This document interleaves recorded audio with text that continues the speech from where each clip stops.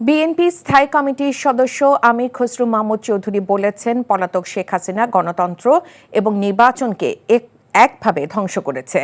এখন আরেকটি শক্তি ভিন্ন পথে আগামী নির্বাচনকে বানচাল করার ষড়যন্ত্র করছে। এরা গণতন্ত্রের শত্রু হিসেবে পরিচিত হবেন বলেও মন্তব্য করেন তিনি।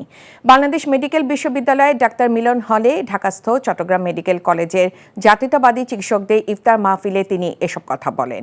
আমির খসরু বলেন, মানুষের মালিকানা প্রতিষ্ঠার জন্য অতি সত্বর নির্বাচন প্রয়োজন।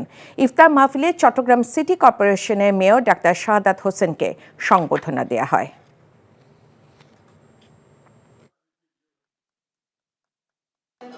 যারা নির্বাচনকে বাধাগ্রস্ত করার চেষ্টা করছেন তারা গণতন্ত্রের শত্রু হিসেবে পরিচিত হবে। হাসিনা এক পথে গণতন্ত্র ধ্বংস করেছে, নির্বাচন ব্যবস্থাকে ধ্বংস করেছে, সুষ্ঠু নির্বাচন চাই নাই।